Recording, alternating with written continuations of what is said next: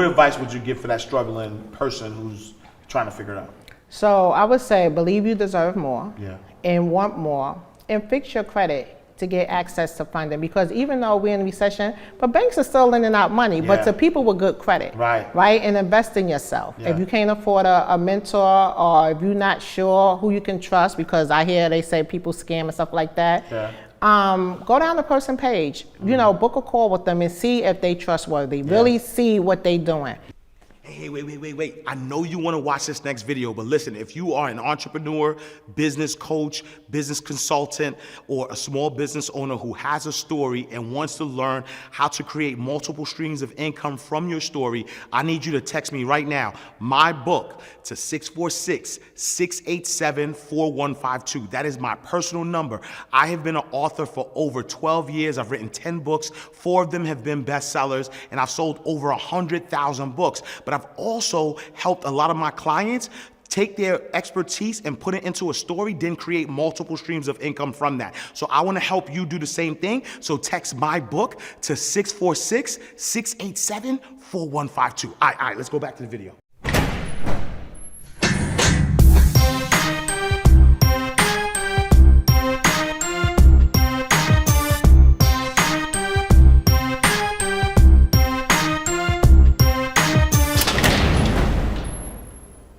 So welcome to another awesome episode of Inside the Vault with Ash Cash, the greatest money mindset show on the planet. Listen, according to the latest consumer debt data from the Federal Reserve Bank of New York, Americans' total credit card balance is $887 billion in the second quarter of 2022. That's a $46 billion jump from $841 billion in the first quarter.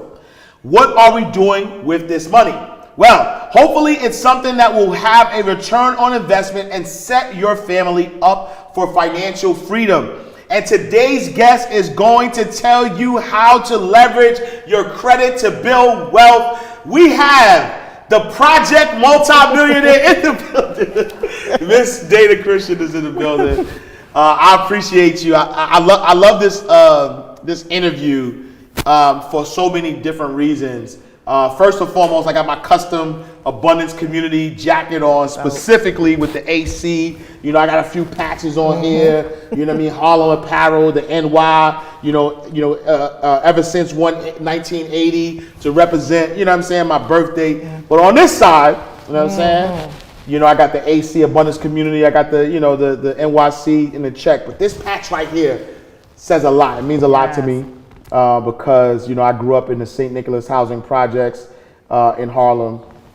And when I found out that Ms. Dana Christian is also from the projects, grew up in Grant Projects in Harlem, and to know that you recently retired from your government job as a millionaire, that is awesome. So listen, when I tell y'all that this show is going to be for everybody who ever thought that they had to quit their job in order to build financial freedom, build wealth, this is the episode for you. For those who who come from the bottom or whatever the case may be, and you think it's not possible, I'm showing you that it's possible. But also for those who think that they have to have all the money to do it, right? Dana is the queen of business funding, and we're going to get into that. Her students have made or have had access to over millions of dollars in business funding. So we're going to talk about that. But before we get into all that, who is Dana Christian in your world? Okay, so first I want to say I resigned. I didn't retire, right? So I gave it up, right? But Dana Christian is a girl that grew up in Harlem,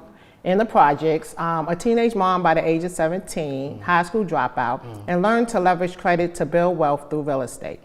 Yeah, I love that, and I love that you cleared that up, right? Because retirement means you did your time, you worked there, you get, but resign is like, listen, I gotta go. Coolio means getting too hot. You know what I mean? Rest in peace to Coolio, right? So like it means like, all right, it's time to go, and so I love that distinction.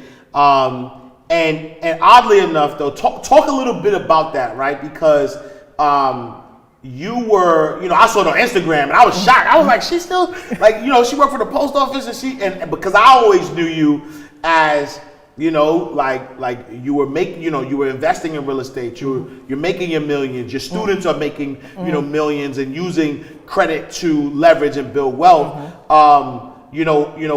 What made you say, you know what, it's time to go, and why did you hold on to the job that long? Okay, so I got injured at the post office in 2017. 2018, I went out of work, and I was receiving workman's comp for 2 years.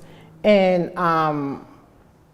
in 2022, July, I was like, Dana, why are you still holding on to this job? Like, you're not receiving any benefits, and you need to let it go so you can move forward. Because sometimes I realize you hold on to a plan B, you can't really succeed in your plan A. Yeah. And it was just that fear of letting go, and even when I was working at the post office, my tax business was making 4 times the money I was making at the post office. Wow. But it's just the security, the fake security, I like to call it. Wow. So it was time that I really let it go. And it just put me in the mindset of when I first got hired at the post office. And I hate to tell my age, 1996, right? But the first thing I thought about was, they're gonna cut off my food stamps, right? So it's that mindset of being stuck. Wow. So I had to really just let that go to spread my wings. And even as a millionaire, Still, you still had that. Because I was still holding on just in case I needed to go back, knowing that it wouldn't work. Right. Right, because I know that I can't go in there and they tell me what to do. Right. Like for this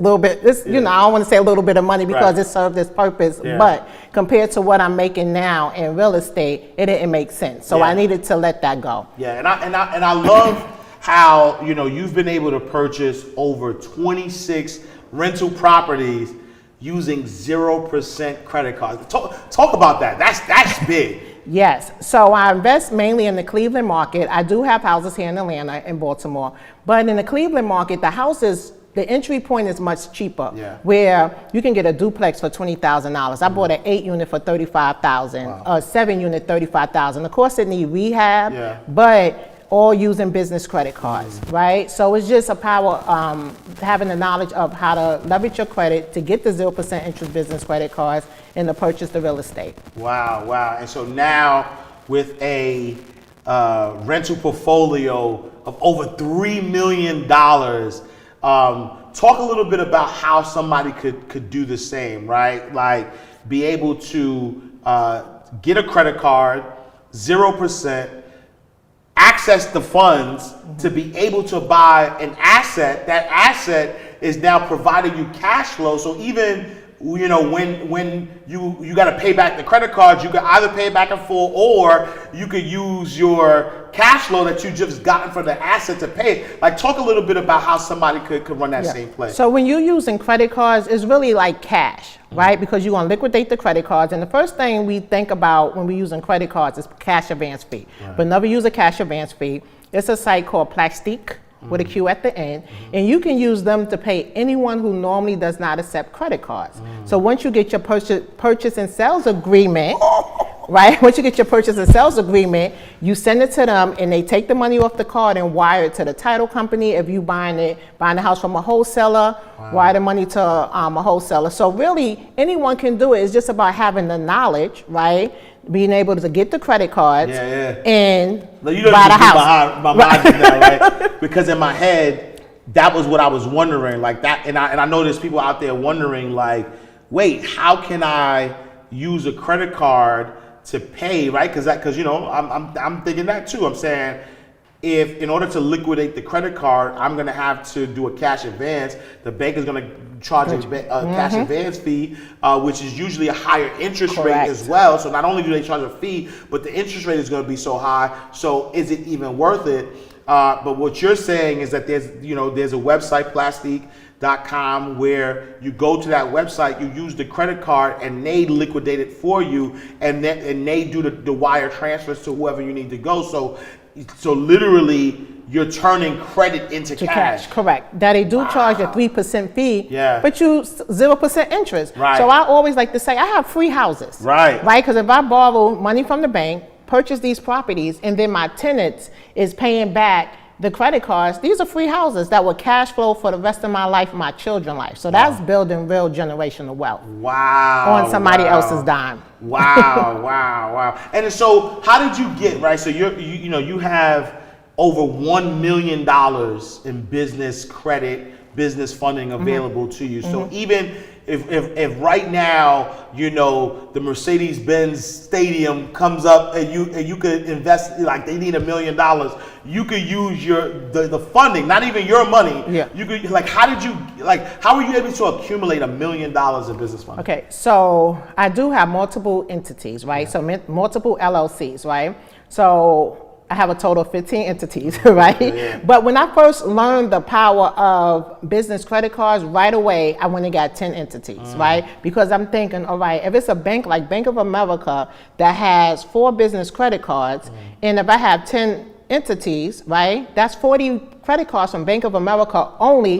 The average credit card is $20,000, right? That's $1 million alone that I could get from Bank of America. What about Chase? What about PNC? What about Truist?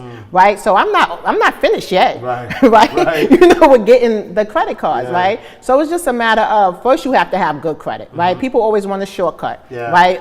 You know, how can I get business credit cards with bad credit? You cannot, right? So fix your credit, and then you can get access to the funding, right? So it's easy to get, say, $250,000 on one business. So if you have 4 entities, that's $1 million. And then so walk me through that process of getting the credit card, like setting up a entity and then getting the credit, right? Because I think that a lot of times people think it's as simple as, all right, I'm gonna start an LLC, I'm gonna pay my $100, start the LLC, and then now give me $200,000 or $20,000 or whatever.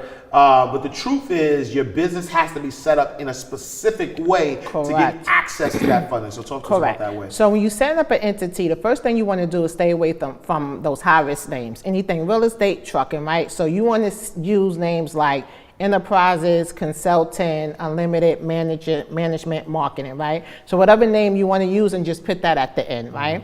Have a commercial address, right? So you can have a physical office, or you could use a virtual address, or I tell people to do a registered agent because sometimes that's the cheapest, right? Then have a professional email address. Don't end in Yahoo or Gmail, right? So info@yourbusiness.com. A professional telephone number that rings to your phone. Go to Duns & Bradstreet, get a free Duns number. You don't need any of their other services. And then your personal credit have to be in position. So now once you set up your LLC, so you can set up your LLC today, so now they're gonna look at your personal credit, right? So they're looking at least 2-year credit history, right? Utilization under 10%, right? 30%, but 10% is better. No more than 3 inquiries per credit bureau, and no late payments in the last 2 years. So if you have those 2 things in position, you can go to Chase and apply for a business credit card, right? And the good thing about Chase, you can apply for 2 credit cards in the same day and get 1 inquiry. So that's how you maximize the amount of funding you get. First, knowing what credit bureaus the banks pull from, and what credit cards you can apply for multiple products with 1 inquiry. And then so you have a program that teaches people how to do this, right? Correct. Does your program, because I'm sure things change. I'm sure that the banks are constantly changing their criteria and things of that nature. Does your program teach people which banks to go to, what like the rules that they need, or talk to us about that? Yes, so we definitely teach what banks to apply for, but I'm gonna be honest, there's no secret in getting funding. It's having good credit. If you owe somebody some money, the banks is not going to lend you money. If you late, they're not going to lend you any money, right? So we definitely teach that, but a lot of times people want to take the shortcut, right? I was late last week. Can I get funded? No, right? I owe Capital One from 2 years ago. Can I get funded? No, right? Because you got to look at it like this, right? Let's just say your cousin, if they owe your sister money, your brother money, by the time they come to you asking for some money and he ain't paying it, what you gonna say? Right. No, the banks is the same way. But the answer to your question, yes, we do teach that, but it's no real big secret, right? You have to have good credit, right? And sometimes, it's just about making a phone call to the bank, right? Because just being honest, when I learned about the business funding, I was in this program. It was a funding program, and they wanted to charge us 10% to get the funding for us, right? Yeah. And our calls was on Thursday night, but Wednesday night we got a call. So it was a bunch of an email saying it was a call. So it was a bunch of us on the call, and they sharing information about how they do the funding. So afterwards, I was up to 3 o'clock in the morning searching every bank that offer business credit cards, and then the next week, I started applying, right? So then once I applied, and I was getting approved for some, like my credit was good though. I was getting approved for some of the limits was less, and then some I was getting denied. So I looked at my credit report. I'm like, how can I have done this different? And I'm like, okay, by knowing who pulls from what, and I know once I get to that fourth bank, I either got denied or the amount was less. Wow, okay. Right, so it's just really being strategic, with knowing who pulls from where. And so let me ask, is it the same, right? So like I know, your personal credit is broken down into 5 categories, right? You have your payment history, you have your usage ratio, you have the length of credit history, you have your credit mix, and you have any new credit that you have, right? That new credit is people pulling from your credit, and you want to make sure you don't have a lot of hard inquiries. If from a business perspective, when you're applying for these credit cards, is there the same type of system where every time you apply with your business, there's an inquiry on your business profile, and then also if you have to have good credit, which sounds like you have to like personally guarantee it, is that hard inquiry also going to be on your credit report? So most banks don't look at the business profile. So they just looking at the personal, because the business profile just show your ability to pay back debt. Like when people build those net 30s, which you don't have to get a credit card from Bank of America, right? That's when just showing your ability to pay back debt. So the inquiry will not show on your business because Bank of America don't report to your business credit profile. And so now, that inquiry being on your personal, does that, like now if you're going to different banks and you're getting those different business credit cards, now you're gonna have all these multiple, inquiries. Doesn't that negatively affect your personal credit? But those inquiries can be removed from the business. Any inquiries that's not attached to an open personal account can be removed. Wait, hold on. So let me just understand you, because you nonchalantly dropping some gems. Like hold on. I don't know. Like let me just make sure I understand correctly. So you're saying to me that if I go to a bank and I ask that bank to give me a business credit card, that bank is going to say, okay, great, you have a business, but I want to check your personal credit. Correct. They're going to pull my personal credit and say, oh yeah, Ash got a 750, so we're gonna give him this business credit card. But because it's under my business name, this credit card now is gonna show under my business profile, so it'll never show up on my personal profile because it's a business credit card. And so now when I go to my personal credit and that inquiry is there, I can have it removed because there's no personal account attached to it. Is that what you're saying? Correct. That's what I'm saying. Wow. Yes.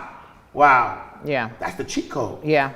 Because if they didn't remove it, and once you go to apply for more credit cards and they see those inquiries, too many inquiries, you're going to get denied. Exactly. You can have good credit and have too many inquiries, and they will deny you for business credit cards. Wow. And so what's the process of getting inquiries removed off of your profile? So calling the credit bureaus. Right? And saying somebody applied for something in my name and it wasn't me. And how long does that usually take for it to come up? Experian, a couple of hours. TransUnion, Equifax, 72 hours. Word. Oh, Lord. Yo, look, pause this right now. Go check your credit. And I love that. And so you've been able to, run this play, right? Been able to get funding.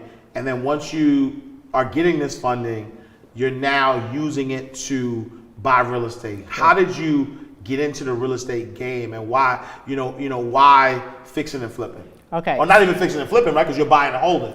Mainly buy and hold, right? So I started investing in real estate actually 2006, right? Because I hated the post office here. I started in New York, transferred down here. I used to get anxiety, right? So I knew real estate, you know, watching it on TV, those fix and flip shows.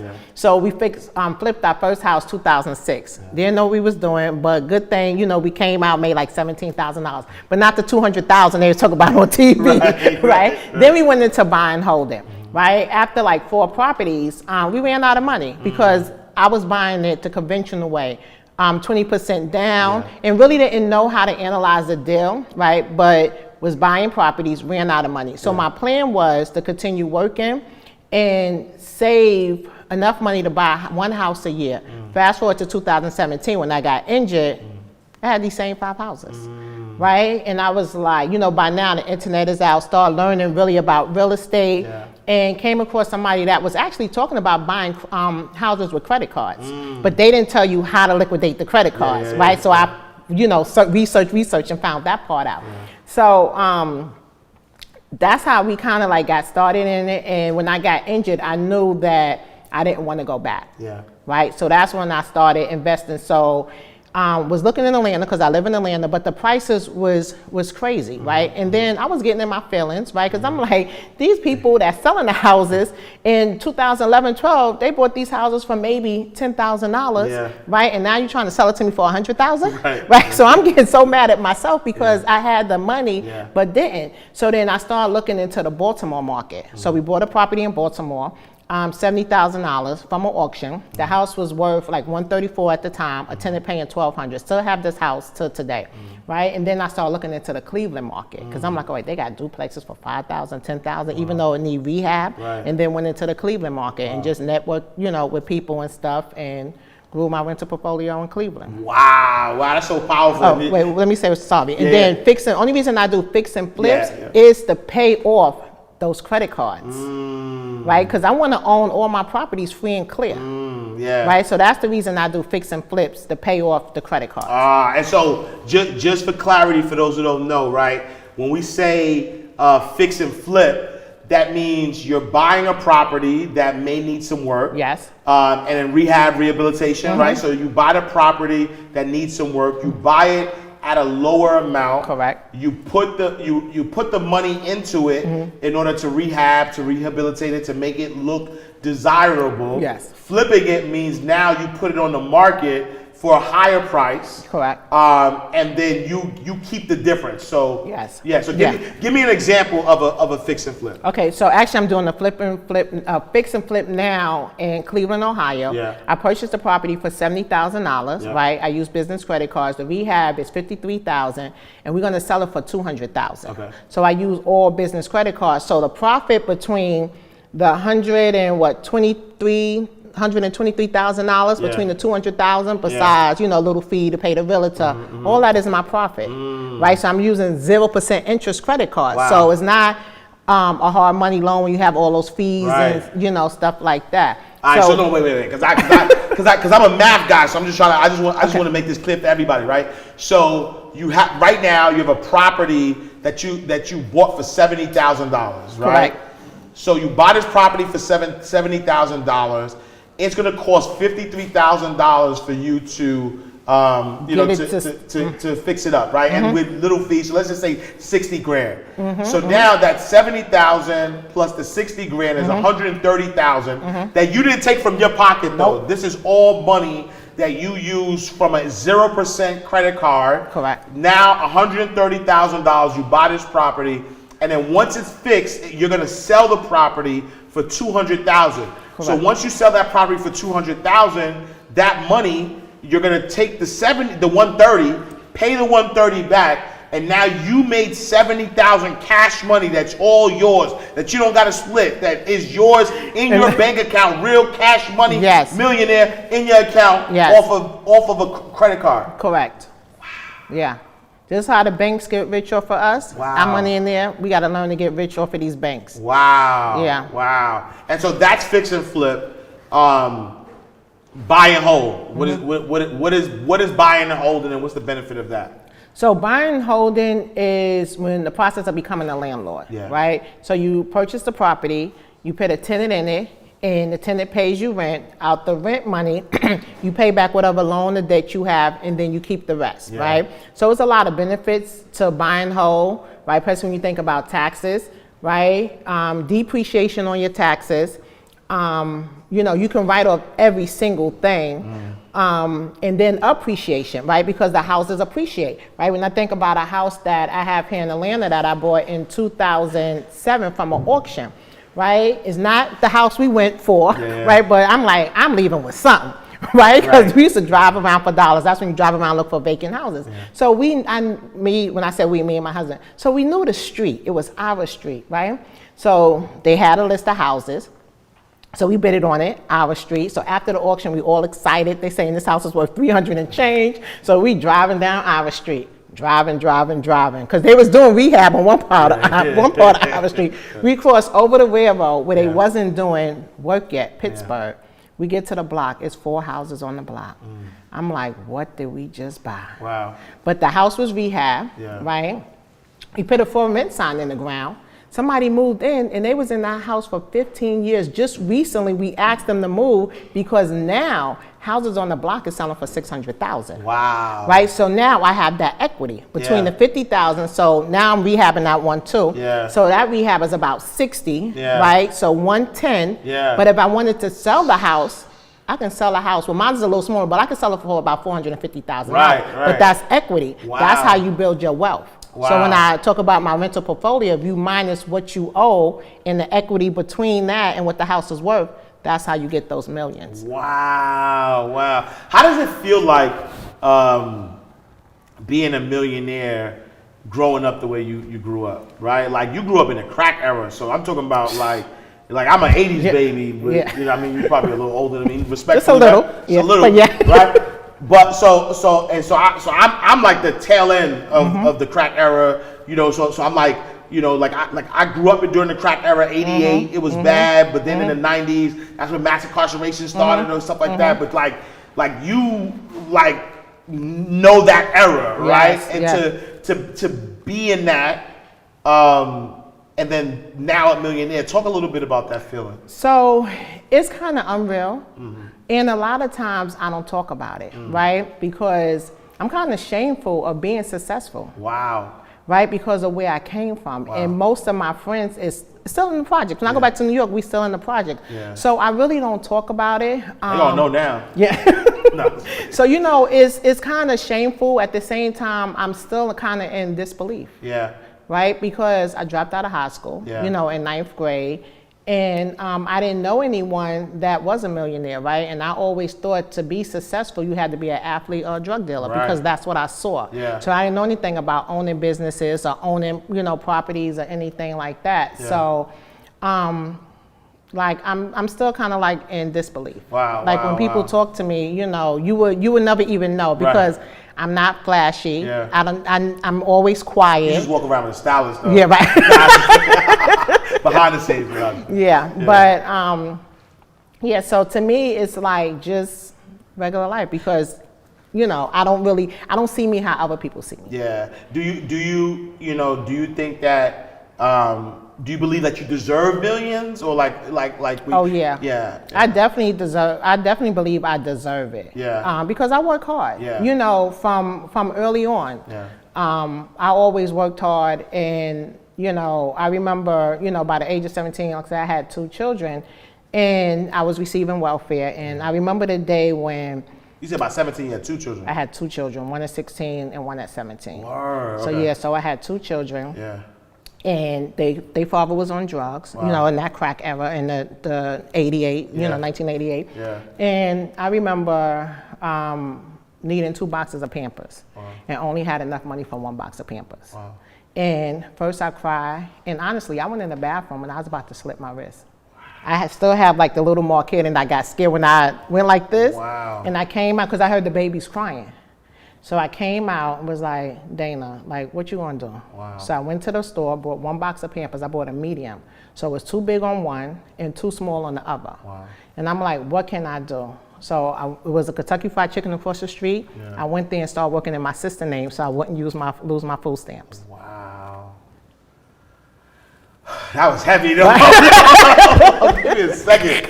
That was heavy, and I remember KFC right. Yeah, and the corner in Broadway. Yeah. Wow, that was. I don't even know where to go. That was heavy. Hold on, man.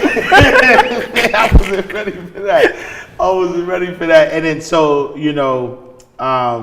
and the reason why I asked that though, really, as a therapeutic for me as well, right? Because there does become this time where there's this survivor's remorse. Yes. And it's in a weird kind of way. I feel like God has been putting people who have a similar background to me, who's amassed millions of dollars and who's doing well in life, but who came from meager, not even meager, like low, nothing. Because like I interviewed, someone recently that also, they became millionaires, a couple from the projects, you know what I'm saying? So I think that, I'm starting to meet, these people to show that this is normal. Yeah. Right? That this is normal, that regardless of what your background is, regardless where you come from, if you have faith in God, if you put whatever the goal that you want to accomplish, as long as you put that out on Front Street, meaning that there was a belief system that, I want to build wealth, right? As long as you do that, it really doesn't matter what your background is. It really doesn't matter where you come from, right? Teenage mom, 2 kids by 17. Yeah. Almost committed suicide. But now is a multimillionaire, helping others become millionaires as well. Talk a little bit about the students and the people that you've helped, along your journey. Yeah. So one of the reasons I wanted to help people was when I got injured at the post office, and I was out for 5 months before I got any type of compensation, right? And I knew people that were still working injured, right? And I knew that people didn't understand the power of investing in real estate and having another source of income, right? So that's what started my journey on helping other people in the mentorship, right? So just helping people to fix their credit, because, growing up, we wasn't taught about credit. And 90% of the people have bad credit. So just teaching people. And that's 90% of everybody, not even just black people, white people, Asians, everybody. Everybody. So just wanting to teach people how to fix their credit and leverage their credit and invest in real estate, and really just giving them the steps and teaching them how to invest outside of their current market, right? So I have students that have bought houses in Baltimore, bought houses in Cleveland, bought houses in Alabama, have started credit repair businesses, started funding businesses, and got access to funding. And when they get access to the funding, they can invest in whatever business they want to. But people have started trucking businesses also. Wow. And so I love that, because from a place of you figuring it out and you building wealth, and then now, you decided, all right, I'm going to create this mentorship. I'm going to help other people. Other people are having this massive success, which is also a boomerang, because what you give is what you get. So now you're giving assistance, you're giving help, you're giving jewels. I mean, even in this episode right now, you just taught somebody who's listening, right? You just taught them how to make 100,000, $1 million if they really was paying attention, taking note, for free. Just here's this game, which is why the money comes back, and you're you're able to build wealth. When you think about real estate, is real estate the best wealth building tool in your opinion? I believe so. Right, because of course you got to do a little work up front as far as like locating the property, figure out how you're going to fund it, right? But to receive that cash flow, who cannot use an extra $2,000 a month, $3,000 a month, $10,000 a month, right? And then, it helps on your taxes, and it builds wealth, right? Because when you go to a bank and they ask you to write down your assets and your net worth, it's through real estate. Right? Wow. So when they see what your net worth is, they will lend you more money. Wow, that's powerful. And so, talk a little bit about your mentorship, because we do have a special, special program or special offer for our insiders who are watching. Talk a little bit about your mentorship program. So my mentorship is a digital course. On the course, you will learn how to start a credit repair business, how to fix your own credit, how to build business credit solely from the EIN number, how to get access to personal and business funding. I give you the exact sequence on how to get $300,000 in personal funding and $1.2 million in business funding. Wow. And then how to invest in real estate, from wholesaling, fix and flip, long-term rental, which is the process of becoming a landlord, and short-term rental also, and also how to start a rental car business, right? Because I call it the ladder to passive income, because there's steps to get there, right? So that's why it's the ladder, and it starts with credit. If your credit is messed up, it ain't too much you can do, right? So we have to fix our credit. But on that journey to real estate, because if you get one house, it's not gonna make you rich, right? So I want you to start another business so that you can have some income coming in while you building that wealth of real estate. Yeah. No, I love that, because when I think about, again, like you said, the ladder, right? Like a lot of people only focus on one stream of income, but you have to have these multiple streams, even if it's multiple houses, whether it's the different ways. Why is mentorship important, though, in your opinion? Because I know how I have changed my life, right? And I want to learn from somebody else's mistakes, right? And then when you have questions, you need somebody to go to. And sometimes people say Google, but sometimes you don't know the question to Google, right?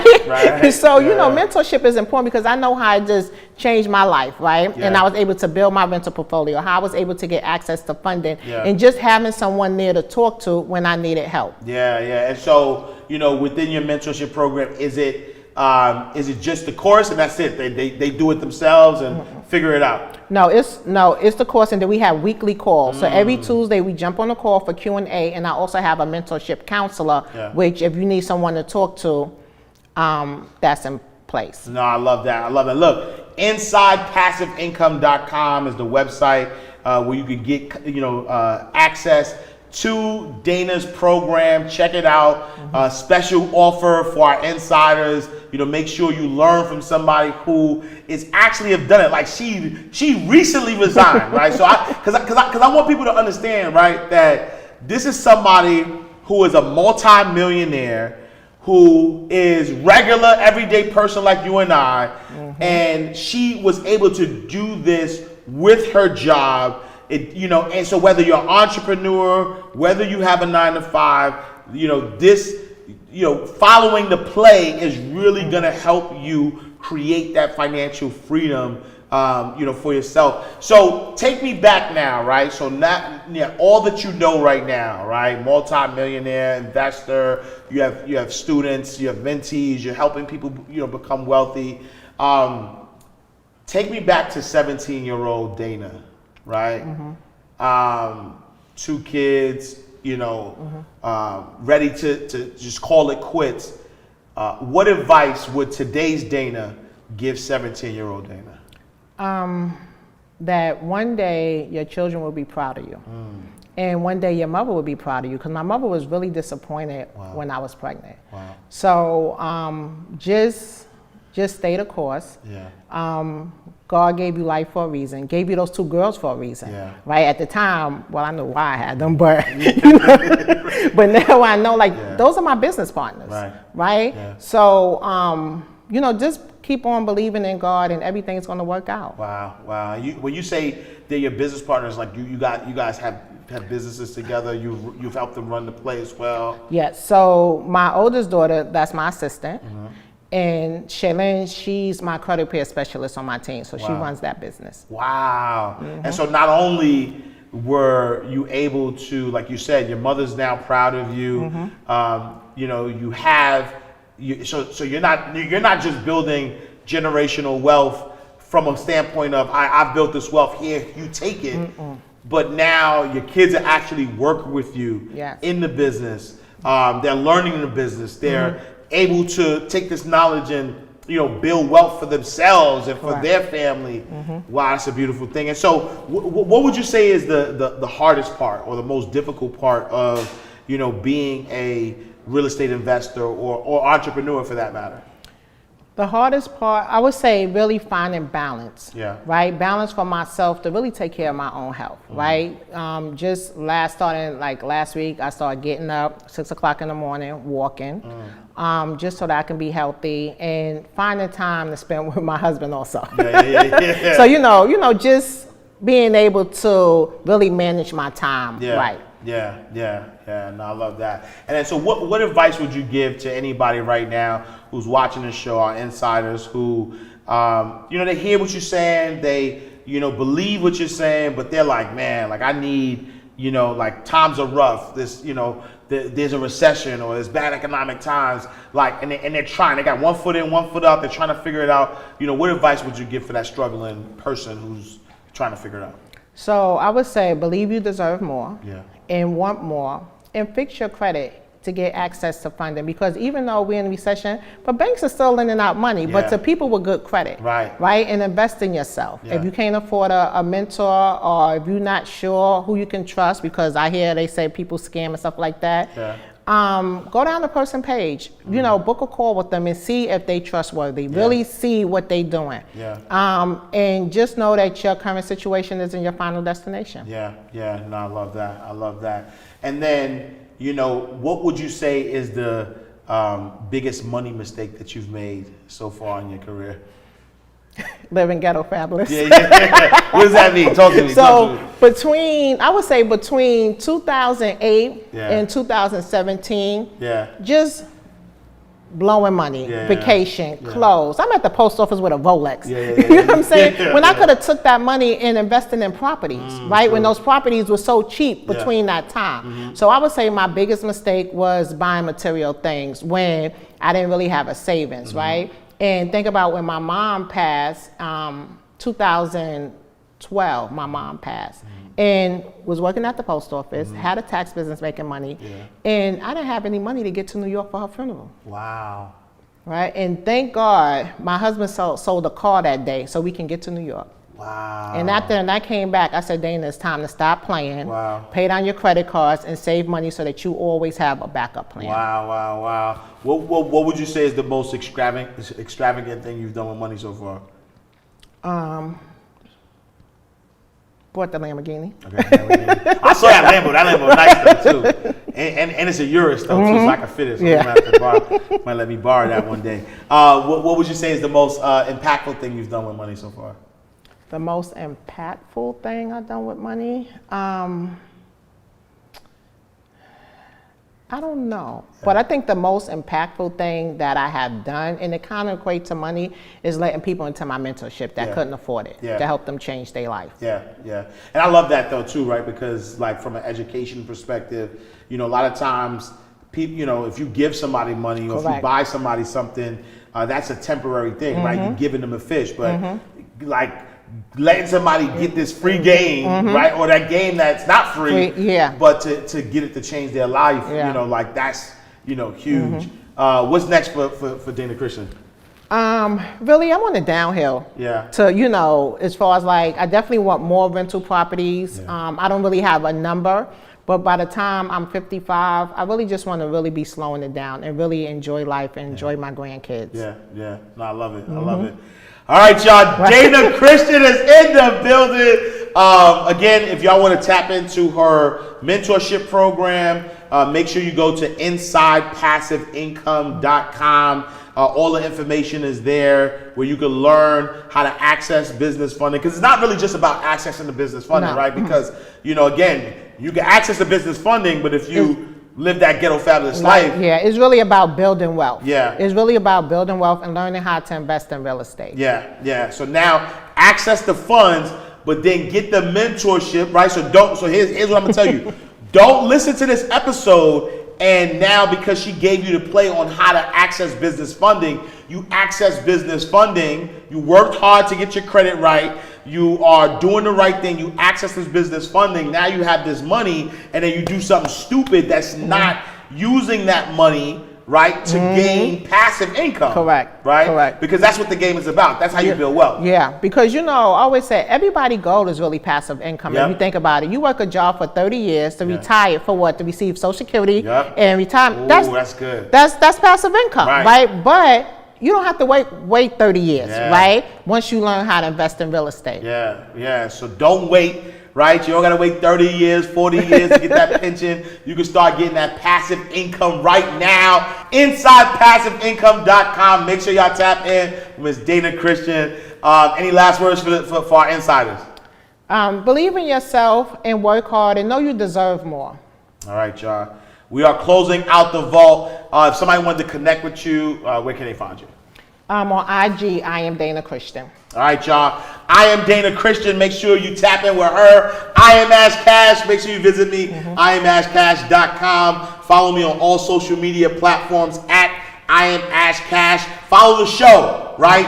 Inside the Vault, at Inside the Vault on all social media platforms. Our website is InsideTheVaultShow.com. I need you to like. I need you to subscribe. I need you to review. I need you to rate it. I need you to share this with everybody. We need this show to be the #1 show in any category because what? Inside the Vault is the greatest money mindset show on the planet.